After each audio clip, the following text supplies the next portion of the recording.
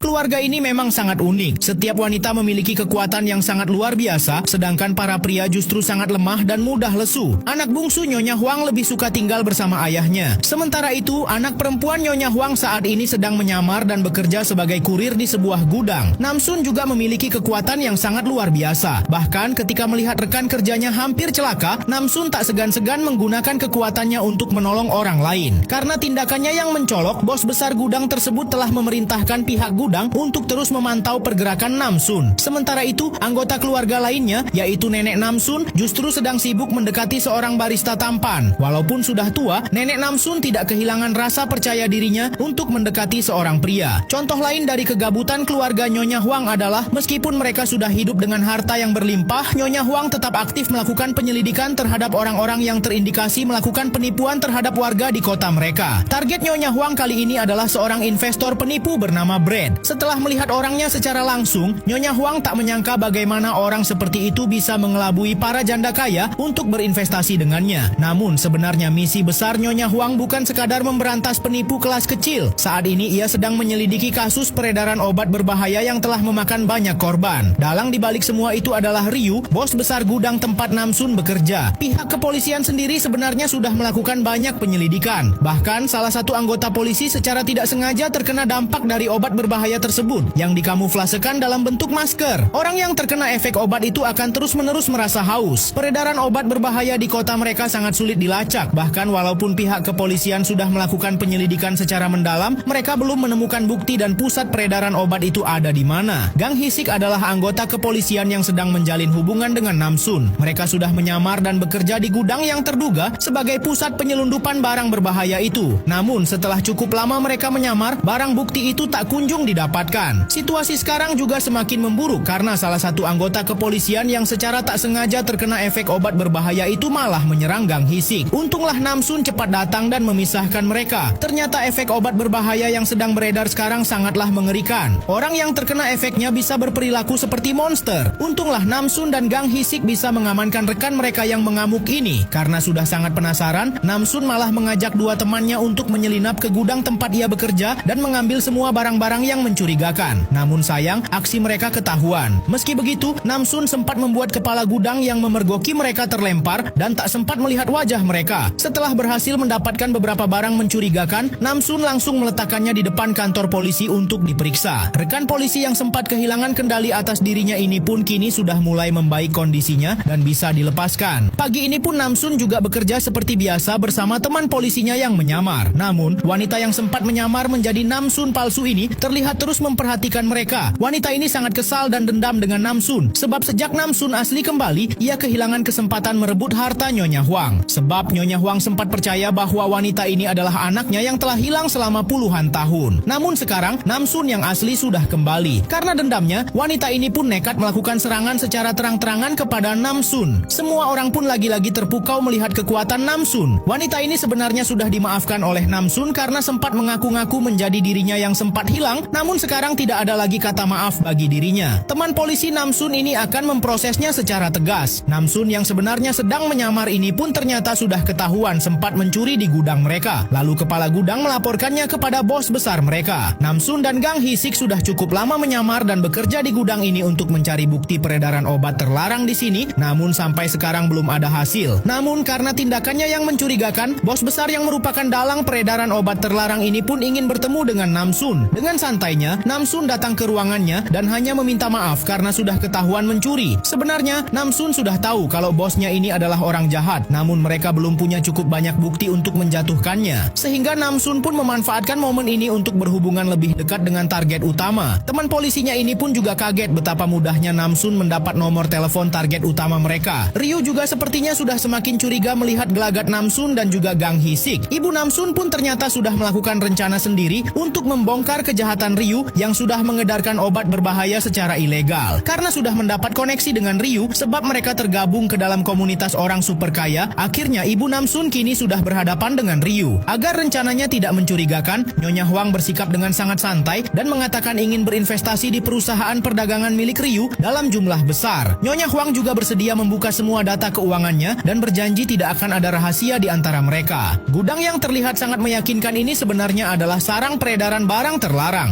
dan tidak ada yang mengetahui hal itu. Bahkan anggota kepolisian yang sedang menangani kasus ini juga ada yang tak sengaja terkena efek obat itu. Untunglah polisi ini masih bisa mengendalikan dirinya. Bos besar peredaran obat terlarang yang baru saja ditemui Nyonya Huang meminta anak buahnya mencari informasi lebih mendalam tentang Nyonya Huang, dan akhirnya ia pun tahu bahwa Namsun yang selama ini bekerja di gudangnya adalah anak Nyonya Huang yang menyamar menggunakan data palsu. Keluarga Nyonya Huang ini sebenarnya orang yang sangat kaya raya, namun karena gabut, Nyonya Huang malah memutuskan untuk aktif dalam memberantas peredaran obat terlarang di kota mereka. Namun karena terlalu sibuk bekerja dan mencari uang, Nyonya Huang tidak memperhatikan keluarganya, sehingga anak bungsu Nyonya Huang, yaitu Nam-in, malah menjadi target peredaran obat berbahaya itu. Karena sering sekali diremehkan perempuan karena tubuhnya gemuk, Nam-in malah tergoda membeli obat diet dari orang yang tak dikenal. Nam-in memang lebih dekat dengan ayahnya dan menceritakan bahwa sekarang ia sama sekali tidak merasa lapar lagi semenjak memakan obat diet. Ia belum tahu kalau obat yang dimakannya adalah obat terlarang yang disebarkan oleh sindikat Ryu. Keluarganya yang lain pun juga heran melihat Nam-in yang menyisakan makanan. Efek pertama obat itu sudah mulai terlihat. Nam-in terus-terusan merasa haus. Bahkan saat keluarga mereka sedang makan malam bersama, Nam-in melihat daging yang sangat lezat malah seperti batu. Sementara itu, karena identitas Namsun yang asli sudah diketahui oleh Ryu, ia dipanggil menghadap kepada Ryu dan dijanjikan akan mendapat jabatan lebih tinggi. Namun, Namsun harus mengikuti beberapa tes. Karena Namsun ingin mendapat informasi sebanyak-banyaknya, ia pun mengikutinya saja lalu dibawa ke tempat yang sangat sepi. Ternyata Ryu sengaja menjebak Namsun untuk menunjukkan kekuatan miliknya. Sebuah beton raksasa diarahkan untuk menimpa Namsun, sehingga mau tak mau Namsun harus mengeluarkan kekuatannya di hadapan Ryu.